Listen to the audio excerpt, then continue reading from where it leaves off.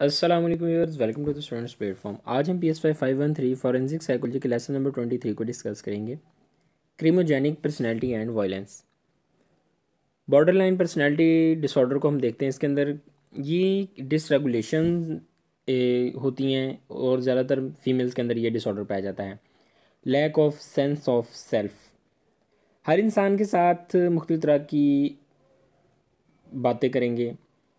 ये लोग मूड के अकॉर्डिंग चलते हैं। गुस्सा आ जाए तो कंट्रोल नहीं करते,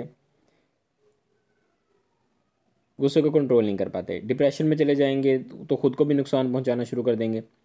ये जो हैं, आप ये समझ लें कि जिस तरह हमने पिछले डिसऑर्डर में पढ़ा था, उसके अंदर ये था कि बंदा जो है दूसरों को नुकसान पहुंचाता है। ये इसके ऑपोजिट है, यानी कि ख़ुद को जो है नुकसान पहुंचाना शुरू कर देते हैं। ये इसमें बंदा दूसरों को नुकसान पहुंचाने के बजाय ख़ुद को नुकसान पहुंचाता है। मारना, ख़ुद को जो है बाल नोचना शुरू कर देगा, ख़ुद कपड़े फाड़ना शुरू कर देगा ख़ुद के।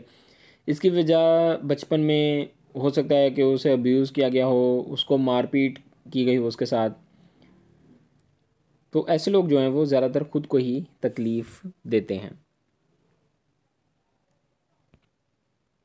आगे यहाँ पे ये सारी चीज़ें जो मैंने आपको बताई वो कैरेक्टरिस्टिक्स जो हैं बॉर्डर लाइन पर्सनैलिटी डिसऑर्डर की, वो मैंने डिस्कस कर ली, आपको बता दी सारे।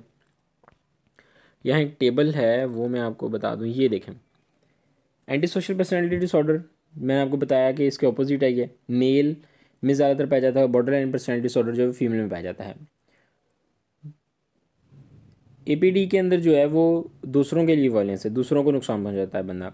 BPD के अंदर वायलेंस टुवर्ड्स वन सेल्फ, खुद को नुकसान पहुंचाता है। एंटी सोशल पर्सनैलिटी डिसऑर्डर में एक क्रिमिनल टाइप का बंदा होता है ये। और बॉर्डर लाइन में जो है वो सुसाइडल होता है, यानी कि खुद के लिए नुकसानदेह होता है।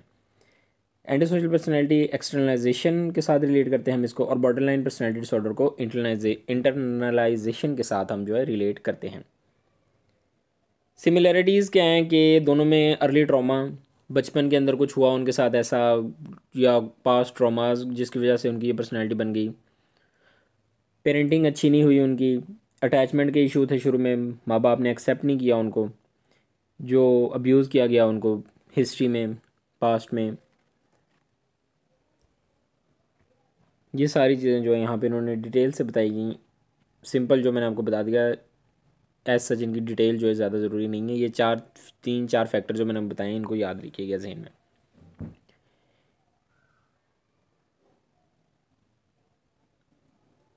यहाँ पे नेक्स्ट जो पर्सनैलिटी डिसऑर्डर, ये वाला नार्किस्टिक पर्सनैलिटी डिसऑर्डर। नार्किस्टिक पर्सनैलिटी डिसऑर्डर के अंदर कह रहा है कि ये लोग जो होते हैं एंटी सोशल पर्सनैलिटी की तरह बिहेव करते हैं। इन लोगों की बाउंड्रीज़ बहुत ज़्यादा एक्सटेंडेड होती हैं। मसलन मेरी बाउंड्री जो है मेरे सिर्फ घर तक है, लेकिन इन लोगों की बाउंड्री पूरे घर तक या नेबर्स तक या इससे भी ज़्यादा हो सकती है।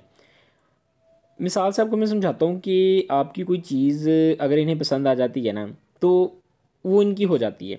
वो समझते हैं कि ये चीज़ उनको पसंद आ गई है तो बस ये उनको मिल जाए जल्दी से, ये चीज़ उनकी है।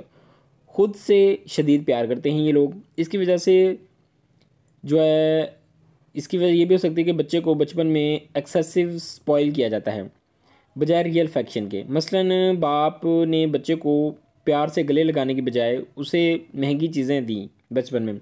टाइम नहीं दे सका, अपना प्यार नहीं दे सका, लेकिन फैसिलिटी हर दी उसको। तो ये चीज़ होती है फिर उनके लिए बाद में मसले का बाइस बनती है। इसलिए आमतौर पर ये एक अपर क्लास की जो है बीमारी समझा जाता है इसको। ऐसे लोग इसके अंदर जो है ये सारी करैक्टरिस्टिक जो मैंने आपको बता दी। नॉन क्रिमिनल साइकोपैथ्स, ऐसे लोग जिनका कोई क्रिमिनल रिकॉर्ड नहीं होता लेकिन ये लॉ को वायलेट करते हैं। ऐसे लोग आमतौर पर ज़्यादा इंटेलिजेंट होते हैं, जल्दी पकड़े नहीं जाते, धोखा देते हैं।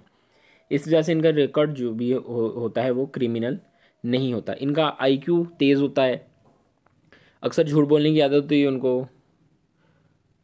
उसके अलावा कभी सेल में नहीं गए होते, झूठ बोलते हैं, झूठे दावे करते हैं लोगों के साथ, बड़ी बड़ी बातें बनाते हैं खुद से। पैरानॉइड पर्सनैलिटी डिसऑर्डर, ये आमतौर पर पैरानोया हर बंदे में कुछ हद तक होता है। इंसान को फीलिंग होती है कि वो बहुत बड़ा है, ख़ास है। अगर ये बहुत ज़्यादा बढ़ जाए तो ये पर्सनैलिटी डिसऑर्डर बन जाता है। डिल्यूजन जो है, डिल्यूजन ऑफ ग्रैंड्योर और डिल्यूजन ऑफ रेफरेंस। ग्रैंड्योर का यही है कि ख़ुद को बहुत बड़ा तस्लीम करना, बहुत बड़ा जानना, सबसे नुमायाँ समझना कि मैं बहुत बड़ी चीज़ हूँ, कोई बाकी जितने भी लोग हैं मेरे आगे कुछ भी नहीं है। रेफरेंस का के अंदर कह रहा है कि इंसान समझता है कि वो दो लोग जो खड़े हैं दूर बातें कर रहे हैं आपस में, वो उसी के बारे में बात करें।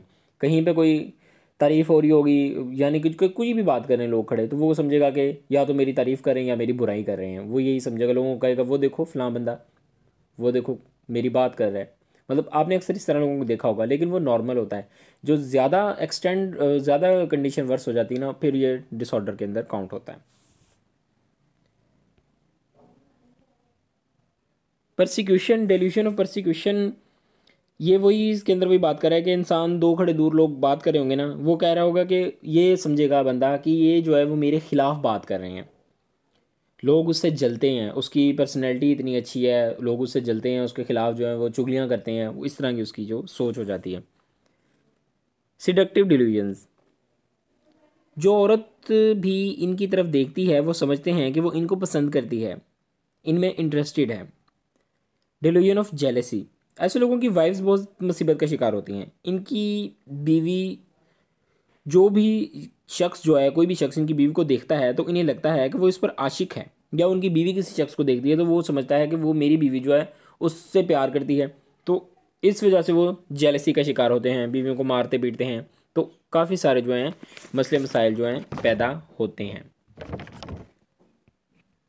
फिर ये था हमारा lesson. I hope I made it clear. मिलते हैं जल्दी नेक्स्ट लेसन के साथ। Till then take care. अल्लाह हाफिज़।